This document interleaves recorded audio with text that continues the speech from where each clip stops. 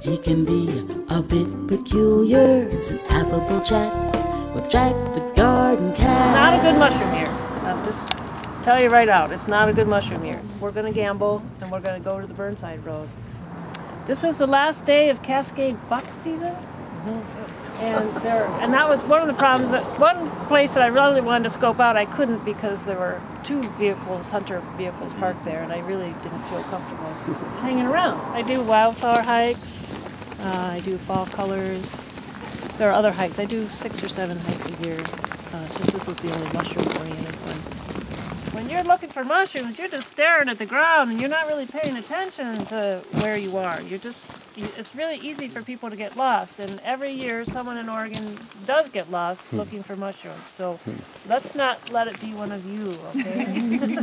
I've been in the office for about a month, so it's as chilly as it is, it's kind of nice to get that little drop in the back of the neck that makes you shiver. We're looking for chanterelles primarily, but I do have a little show and tell here. This is called a scaly chanterelle. It's not what you're looking for. It's kind of interesting though. So it looks like a chanterelle in terms of the color. A chanterelle is this sort of a color, orange, maybe a little bit more muted than this. And chanterelles have these false gills. They're not true gills, they're false gills that run down the stem. That's called decurrent down the stem. However, this is a scaly chanterelle. You can see all the scales on the top. It's not edible. When I was first getting into this, 15 years ago or so, I ate one of these and I didn't feel so good afterwards for a day or so. I brought some in last year from my yard that I thought was really exciting. I was like, wow, I have chanterelles in my yard, but for some reason I brought them into Alice. And yeah, I'm really glad you did that. yes, me too. Wasn't that the deadly one that goes under birch trees? Yeah. Oh my goodness. The packs, the deadly packs. I was excited. They were in my yard. I was never going to mow again. And when you cut them at the ground? Cut them at the ground. Okay. Some people prefer to pick the whole thing, but that gets dirt in your bag and dirt on your mushrooms. And I think it's just as easy just to cut them off the ground. The other day I found them and they were barely showing above the moss and duck. Chanterelles? They're chanterelles, yeah. Are you a mycologist? I'm not a mycologist. You're a biologist. I'm a botanist. Botanist. Yes, I'm a botanist. Yeah. I'm a botanist on a mission right now to find a chanterelle. All right. Well, oh, here's something. It's not a chanterelle, but look at this little purple one. This is beautiful. This is called a violet court. It's a cortinarius, and cortinarius have, I was talking about that veil, but yeah. See these hairs? They're attaching the stem to the, that's a They'll cortina. break, right? Normally you see like little troops, we call them. That's like groups of little small mushrooms. That's a good sign. Like here, this is a troop.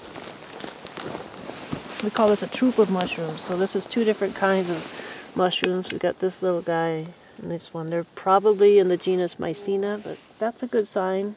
That means the fungus, they're active, they're out. This is another polypore. It grows on woods. This one grows on dead hardwoods. It's called a blackfoot. So you can see, let me get that, how the lower part of the stem is that dark color, a blackfoot. It's very hard, very tough, blackfoot. Oh, and here's some really nice mycelium. So mushrooms are just the fruiting body of mycelium. So this is fungal mycelium. It forms these threads through the duff and upper area of the soil. And so what mycelium can do is that they're so fine, they're finer than a plant root, and they can actually absorb some of the nutrients, and then they're connected actually to the roots of the plants, and so the plants can use the nutrients that the fungus, the mycelium, can absorb. What do we have here? These look like the real thing. So there's actually a lot more mushroom there than meets the eye.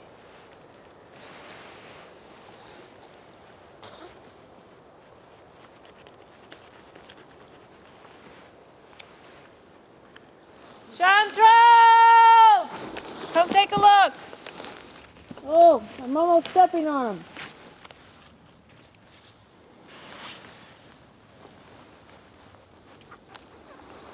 There's one right here.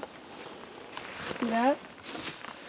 Barely shows above the ground. And there's one here. And one there. Oh, man. Let's take a look at what's in here. Ooh, see?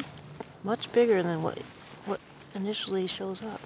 Most places, the golden chanterelle is more common, but in this particular spot, we've got white chanterelle. Now that is a beauty. Look at that. See, it's all the same color. Doesn't Oh, have a lot of the boy. golden. Neat.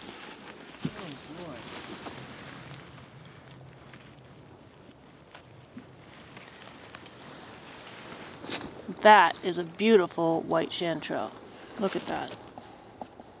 See the decurrent, wavy gills, not too deep. That's a beauty. He can be a bit peculiar, to the point and kind of wry, but underneath that fur exterior is a sweet home-minded guy. With coffee, catnip, and conversation, he's a smooth feline sensation. It's an affable chat with Jack the garden cat.